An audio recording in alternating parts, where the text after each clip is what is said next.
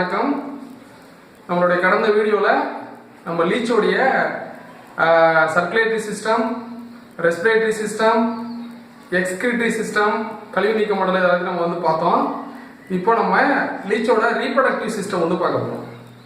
இந்த லீச்சோட reproductive system அப்படின்னோட எக்ஸாமுக்கு முக்கியமான ஒரு போர்ஷனோட இந்த சாப்டர் வந்து ஓப்பன் ஆகும்.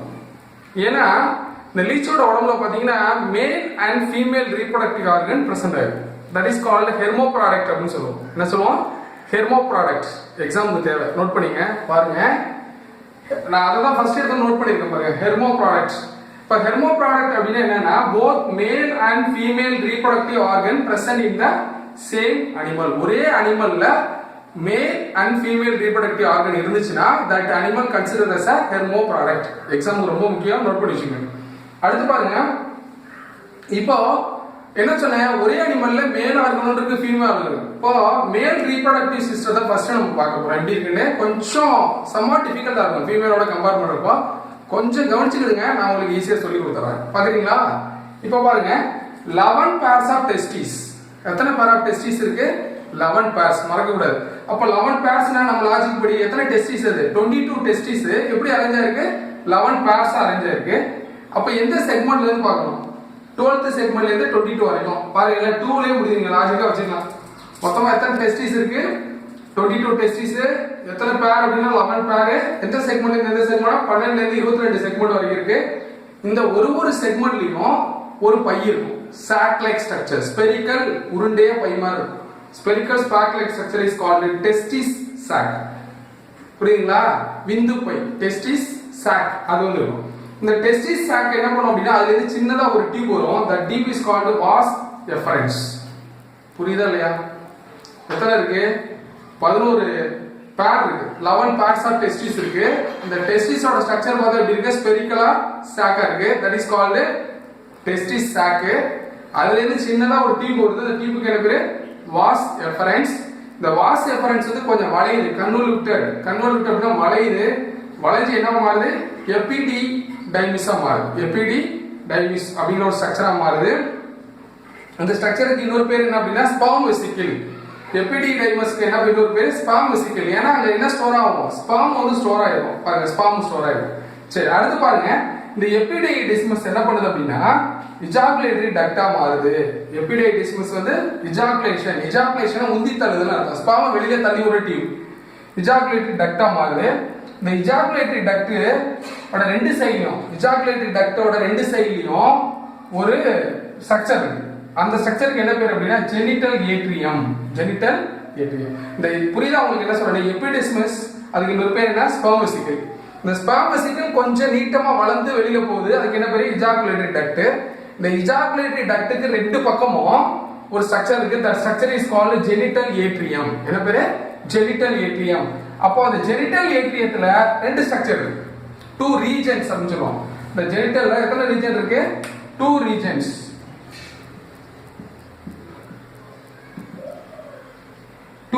இருக்கு. அதுல ஒண்ணு என்ன அப்படின்னா prostate gland. நம்பர் 2 வந்து pineal sac. prostate gland அப்படிங்கிறது இந்த ஸ்பெர்ம் வந்து ஸ்மூத்தா போறதுக்கான ஒரு வித லிக்விட் வந்து செக்ரீட் பண்ணும். prostate gland pineal sac மாறும். இப்போ ஸ்பெர்ம் என்ன பண்ணும்? எபிடெஸ்மிஸ்ல ஸ்டோர் ஆயிருக்கிறது இஜாகுலேட்டரி டக்ட்டுக்கு வந்துட்டு prostate glandல உள்ள அந்த ஜூஸோட மிக்ஸ் ஆகி இப்போ பீனியல் சாக்குக்கு வந்துடும். இப்போ பீனியல் சாக்குக்கு வந்து வெளியில போகணும். வெளியில போறதுக்கான அந்த ஆர்கன் தான் நம்ம பீனிஸ், மேல் ரீப்ரொடக்டிவ் ஆர்கன். பீனிஸ்க்கு போவோம். பீனிஸ்ல இருந்து எங்க வெளியில போயிடும். வெளியில போற ஓப்பனிங் என்ன பேரு? மேல் ஜெனிட்டல் போர். புரியுதா? ஒரு வாட்டி ரிவைஸ் பண்ணட்டுமா? கவனிங்க. மேல் ரீப்ரொடக்டிவ் சிஸ்டம் சொல்றோம். அதுல எத்தனை பேர் ஆஃப் டெஸ்டிஸ் இருக்கு? 11 pairs ஆஃப் டெஸ்டிஸ் இருக்கு. அப்ப நம்ம லாஜிக் படி எத்தனை டெஸ்டிஸ்? 22 டெஸ்டிஸ். எந்த செக்மெண்ட்ல இருந்து எந்த செக்மெண்ட் வரைக்கும்? 12ல இருந்து 22 வரைக்கும். இது ஸ்பெரிக்கல் சாக். ஒரு செக்மெண்ட்டுக்குள்ளேயே பாத்தீங்கன்னா ஒரு உருண்டையா பை மாதிரி அமைப்பு இருக்கு. அந்த பைக்கு என்ன பேரு? டெஸ்டிஸ் சாக்ஸ் அப்படின்னு பேரு. டெஸ்டிஸ்னா விந்து பை. இந்த டெஸ்டிஸ் சாக்ல விதை பை அப்படின்னு சொல்றோம். அதுக்குள்ள வந்து பாத்தீங்கன்னா அதுல இருந்து ஒரு சின்ன டியூப் வெளியில வருது. அந்த டியூபுக்கு பேரு வாஸ் எஃபரன்ஸ் பேரு. அந்த வாஸ் எஃபரன்ஸ் வளைஞ்சோட அது என்ன மாறும்? எபிடைடிஸ்மஸா மாறும். இந்த எபிடைடிஸ்மஸ்க்கு பேர் ஸ்பெர்ம் வெசிக்கிள் பேரு. ஏன் அப்படி சொல்றோம்னா அங்க என்ன ஸ்டோர் ஆயிருக்கும்? ஸ்பெர்ம் ஸ்டோர் ஆயிருக்கும். இப்போ எபிடைடிஸ்மஸ் வந்து கொஞ்சம் வளர்ந்து என்ன மாறுது அப்படின்னா வெளியில கொஞ்சம் நீட்டி வந்து ejaculatory duct மாறும். இந்த ejaculatory ductோட ரெண்டு சைடுலயும் பாத்தீங்கன்னா genital atrium அப்படி ஸ்ட்ரக்சர் இருக்கு. இந்த genital atriumல ரெண்டு ரீஜன் இருக்கு. ஒன்னு வந்து prostate gland, இன்னொன்னு pineal sac. இப்ப ஸ்பெர்ம் வந்து எபிடைடிஸ்மிஸ்ல இருந்து ejaculatory ductக்கு வந்து அதுல இருந்து genital atriumக்கு வந்து prostate glandல உள்ள ஜூஸோட மிக்ஸ் ஆயிட்டு pineal sacக்கு போவோம்.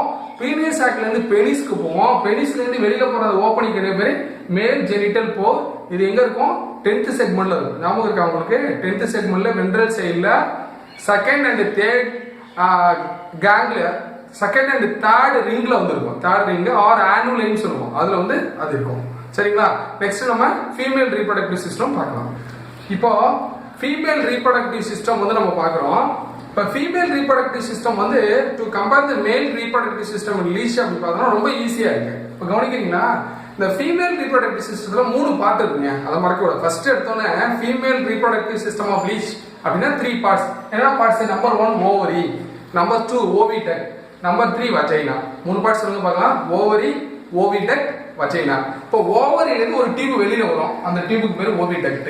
அந்த ஓவிடக்ட் ஓபன் ஆகக்கூடிய ஃபீமேல் ரீப்ரொடக்டிவ் ஆர்கனுக்கு என்ன பேரு? வஜைனா. அவ்வளவுதான். இங்க வந்து பாருங்க, டெஸ்டிஸை பொறுத்தளவுக்கு ஓவரிஸை பொறுத்தளவுக்கு பாத்தீங்கன்னா சிங்கிள் பேர் தான். டெஸ்டிஸ் வந்து பாத்தீங்கன்னா 11 பேர்ஸ் இருந்துச்சு. ஆனா இங்க ஓவரிஸ் வந்து சிங்கிள் பேர் தான். அது எந்த செக்மெண்ட்ல இருக்கு? 11th செக்மெண்ட்ல இருக்குது. Single pair of ovary on 11th segment. இது எந்த சைடுல இருக்கும்? வென்ட்ரல் சைடுல இருக்கும். வயிற்று பகுதியில இருக்கக்கூடியதா இருக்கு. இது என்ன மாதிரி இருக்கும்? காயில்டு ரிப்பனை காயில் பண்ணி வச்சா அப்படி இருக்கும். அது மாதிரி ஸ்ட்ரக்சரா தான் இந்த ஓவரி இருக்கு. அந்த ஓவரியில இருந்து ஒரு டியூப் வெளியில வரும். ஓவரியில இருந்து 2 டியூப் வெளியில வரும். அந்த 2 டியூபுக்கு பேர் ஓவிடக்ட். இந்த டயகிராம் பாருங்க. இது ரெண்டும் ஆக்சுவலி இது என்ன செக்மெண்ட் அப்படின்னா 11th segment. Pair of ovary இருக்கு. இங்க ஒரு ஓவரி இருக்கு, இங்க ஒரு ஓவரி இருக்கு. அந்த 2 ஓவரி கனெக்ட் பண்ணக்கூடிய அந்த டியூபுக்கு என்ன பேரு? ஓவிடக்ட். இந்த ஓவிடக்ட் வெளியில வந்து ஓபன் ஆகி வெளியில அந்த ஓவரியை வெளியில அனுப்பக்கூடிய வழிக்கு என்ன பேரு? வஜைனா அப்படின்னு சொல்லி பேரு. இதுதாங்க ஃபீமேல் ஸ்ட்ரக்சர். ரொம்ப சிம்பிளா இருக்கு இல்லையா? ஃபீமேல் ரீப்ரொடக்டிவ் சிஸ்டம் இன் லீச். இப்போ இதோட நமக்கு வந்து ரீப்ரொடக்டிவ் சிஸ்டம் வந்து முடிவு போறது. மேல் பார்த்துட்டோம், இப்போ ஃபீமேல் பார்த்தாச்சு. நெக்ஸ்ட் லீச்சோட last topic parasitic adaptation of leech. இந்த லீச் வந்து பாத்தீங்கன்னா நிறைய வெர்டிபிரேட்ஸ் தான் பைட் பண்ணுது. முதுகெலும்பு உள்ள விலங்குகளை வந்து பைட் பண்ணி அதுல இருந்து பிளட்டை சக் பண்ணுது. அப்போ அந்த வெர்டிபிரேட் அது வந்து பைட் பண்ணி பிளட்டை சக் பண்ணணும் அப்படின்னா என்ன வேண்டியிருக்கு? அதுக்கு சில தகவமைப்புகள் தேவையா இருக்கு. Parasitic adaptation. என்னென்ன பாராசிட்டிக் அடாப்டேஷன் இருக்குன்னு இப்போ 1 by 1 நம்ம பார்ப்போம். Parasitic adaptation of leech. இப்போ அந்த லீச் வந்து எப்படி இருக்கு? External parasite. இப்போ எக்ஸ்டர்னல் பாராசைட்னு சொல்லும்போது இன்னொரு வெர்டிபிரேட் மேலதான் முதுகெலும்பு உள்ள விலங்குகள் மேல போய் ஒட்டிக்கிட்டு அங்க உள்ள ரத்தத்தை வந்து உரியுறதா இருக்கு. அப்போ அதுக்குன்னு சில தகவல் அமைப்புகள் வந்து வேணும். அடாப்டேஷன் வந்து அதுக்கு வேணும்ல. அது எக்ஸாம் இவ்வளவு ரொம்ப முக்கியம். உங்களுக்கு 7 மார்க்ஸ் ஒன்று கேட்கறாங்கல்ல, அதுல இந்த கொஸ்டின் கேட்கறதுக்கான பாசிபிலிட்டிஸ் மோர் அண்ட் மோர். இப்போ ஃபர்ஸ்ட் எடுத்தோட பாத்தீங்கன்னா இந்த கேட்டில், இந்தியன் கேட்டில் லீச் வந்து பிளட் எங்கேயிருந்து இருக்குதுன்னா மேக்சிமம் வெர்டிபிரேட்ஸ்ல இருந்து இருக்குது. முதுகெலும்பு உள்ள விலங்குகள் இருந்து இருக்குது. மேக்சிமம் அதுக்கு கோஸ்டா இருக்கிறது எல்லாமே முதுகெலும்பு உள்ள உயிர்கள் வந்து வெர்டிபிரேட்ஸ் தான்.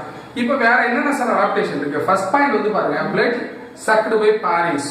அது ரத்தத்தை எங்கேயிருந்து உறிஞ்சுது அப்படின்னா தன்னுடைய தொண்டை பகுதியில பாரிங்ஸ் வழியா தான் என்ன பண்ணுது? ரத்தத்தை வந்து அது உரியறதா இருக்கு. சக்கிங்கை யூஸ் பண்ணி உரியுது.